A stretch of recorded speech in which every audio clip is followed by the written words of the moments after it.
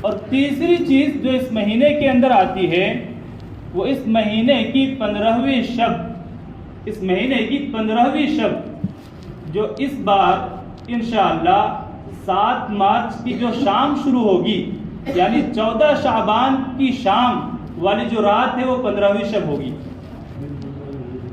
دن منگل اور دن منگل اور رات بدھ، یہ رات شب برات کی ہوگی۔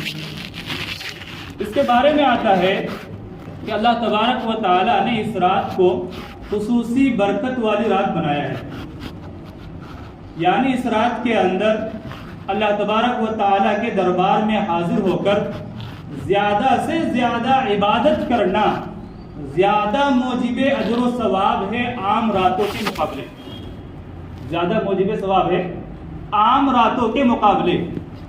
اب اس معاملے میں ہمارے معاشرے کے اندر تھوڑی افراط و تفریط پائی جاتی ہے، تھوڑی افراط و تفریط پائی جاتی ہے۔ کچھ لوگ، کچھ بعض حضرات وہ ہیں جو اس بات کے قائل ہیں کہ شب برات کی کوئی فضیلت اور شب برات کی فضیلت کی کوئی حقیقت نہیں۔ مثال کے طور پر اگر آپ سعودی عرب جائیں گے تو وہاں نہ صرف اس رات کو جاگنے اور اس رات میں خصوصی عبادت کا اہتمام کیا گیا، بلکہ اس کی تردید کی جاتی ہے کہ شب برات کوئی ایسی رات نہیں ہے جس میں اللہ تبارک و تعالی اور شریعت کی طرف سے کوئی خصوصی احکام دیے گئے ہو۔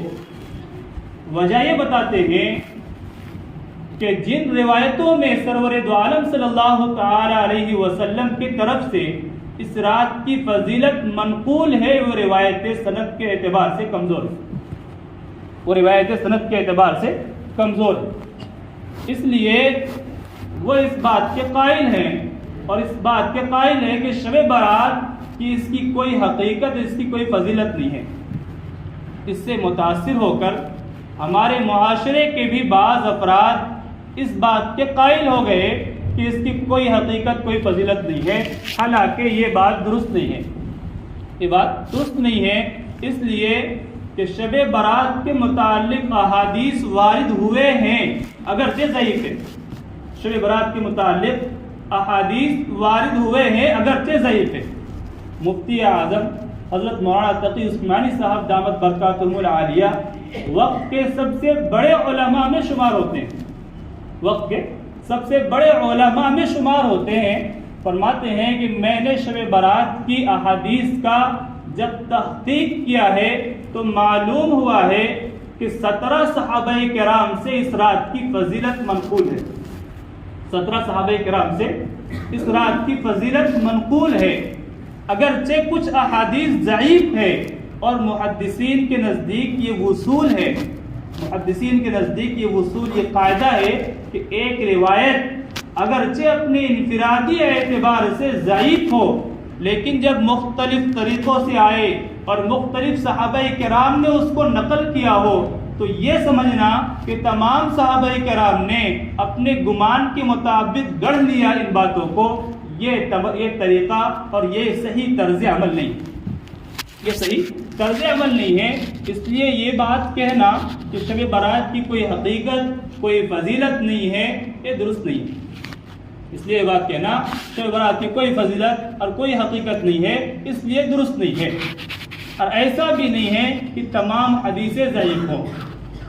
اس لیے حضرت عائشہ صدیقہ رضی اللہ تعالی عنہ سے مروی ہے، فرماتی ہے ایک مرتبہ گھر میں آرام کر رہی تھی، اچانک نیند کھلی، اللہ کے نبی علیہ السلام کو غائب پایا میں نے تو میں ان کے پیچھے گیا۔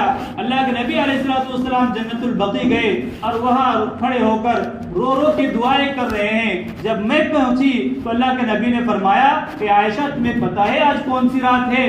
میں نے کہا اللہ رسول بہتر جانتے ہیں۔ اللہ کے نبی نے فرمایا یہ لیلۃ البرات ہے، یہ وہ رات ہے جس کے اندر اللہ تبارک و تعالیٰ کی خصوصی رحمتیں اور خصوصی برکتیں اور خصوصی مغفرتیں ہوتی ہیں۔ اللہ تبارک و تعالیٰ اپنے رحمت کے شایان شان اپنے غفور کے صدقے میں بنی کلب کے بکریوں کے بالوں کے برابر لوگوں کی مغفرت فرماتے ہیں۔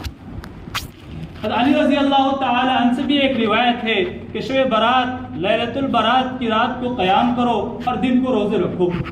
اس طرح کی روایتیں اس رات کے متعلق تقریباً 17 صحابہ کرام سے وارد ہیں.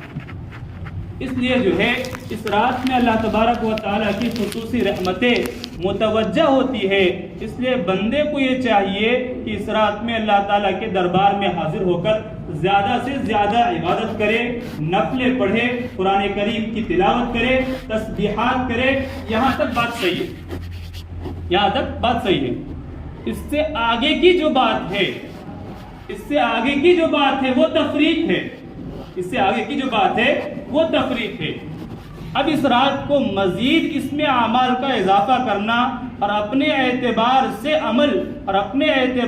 عمل کو مخصوص کر لینا یہ مناسب نہیں ہے. اب بعض لوگ کہتے ہیں شب برات کی نماز پڑھنی کیسی ہے. میں اسکول میں پڑھاتا ہوں, ایک بچی نے سوال کیا کہ حضرت یہ بتائیے شب برات کی نماز کیسی پڑھی جاتی ہے.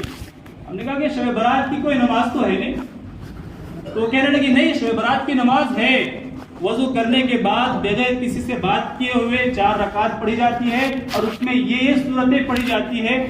یہ بے فائدہ کی چیز ہے, شب برات کی کوئی نماز نہیں ہوتی. ان طرح کی چیزوں کو اس کے اندر شامل کر لینا یہ عمل کو اور اس رات کو بیکار کرتی ہے. اسی طرح اجتماعی طور پر مساجد کے اندر عبادت کرنا علماء نے اسے بھی کراہت سے خالی نہیں سمجھا. وَيُكْرَهُ إِحْيَاءُ اللَّيْلَةِ الْمُبَارَكَةِ وَإِجْتِمَاعُهَا فِي الْمَسَاجِدِ. فرمایا کہ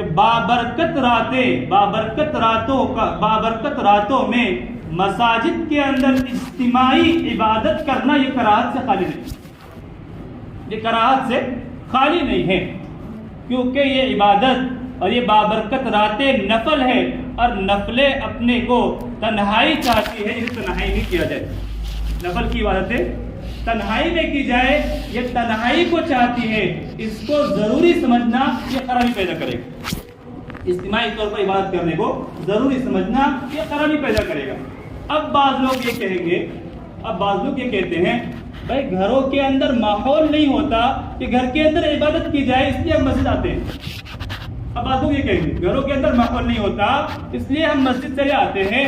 بات یہ ہے کہ گھر آپ کا ہے, آپ کے بچے ہیں, آپ کی بیویاں ہیں, تو ہونا یہ چاہیے تھا جس طرح میں ہم نے اپنے گھروں میں ٹی وی رکھنے کی جگہ بنائی ہے, اسی طرح ہمیں اپنے گھروں کے اندر عبادت خانے بنانی چاہیے, جہاں پر گھر کی بیویاں نماز پڑھے, جہاں پر ہمارے گھر کے چھوٹے بچے قرآن کریم کی تلاوت کرے اور اسے عبادت خانہ بنایا جائے.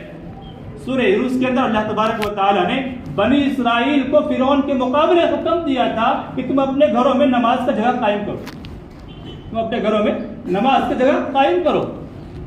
اس لیے جو ہے گھروں کے اندر بھی نماز اور عبادت خانہ ہونی چاہیے, جہاں پر ہم اپنی نفلی عبادات کو وہاں کریں, نفلی عبادات کو وہاں پر کرنا چاہیے تنہائی کے اندر. اسی طرح جو ہے اس رات کے اندر ایک بات جو آتی ہے قبرستان جانے کی, شب برات کے اندر قبرستان جانے کی جو بات آتی ہے, اس کے بارے میں علماء کی یہ تحقیق ہے کہ اللہ کے نبی علیہ السلام اپنی پوری زندگی میں ایک مرتبہ 15ویں شب کو قبرستان گئے تھے.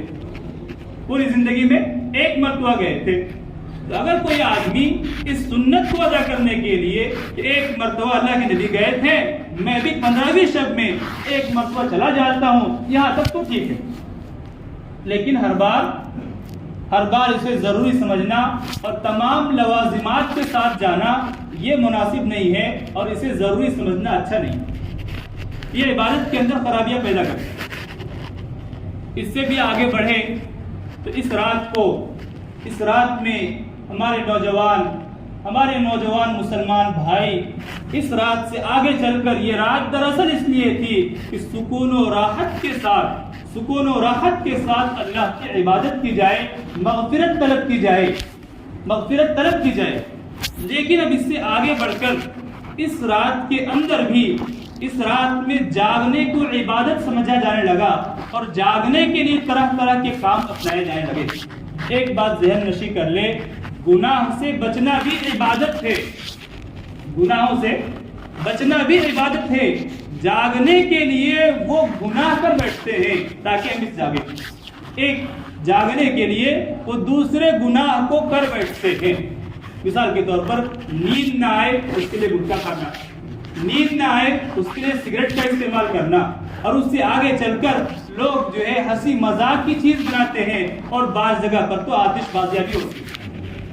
کسی کو جاگنا ہے، حالانکہ اس سے بہتر یہ ہے، اس سے بہتر چیز یہ ہے کہ ایک آدمی عشاء کی نماز پڑھے اور عشاء کی تمام رکعات کو، تمام جو 17 رکعتیں ان کو پڑھے، قرآن کریم کی تلاوت کرے، مختصر ذکر و اذکار کرے اور سو جائے، اور فجر کی نماز جماعت کے ساتھ پڑھے۔ یہ بہت بڑی عبادت ہے، یہ اپنے آپ میں بہت بڑی عبادت ہے۔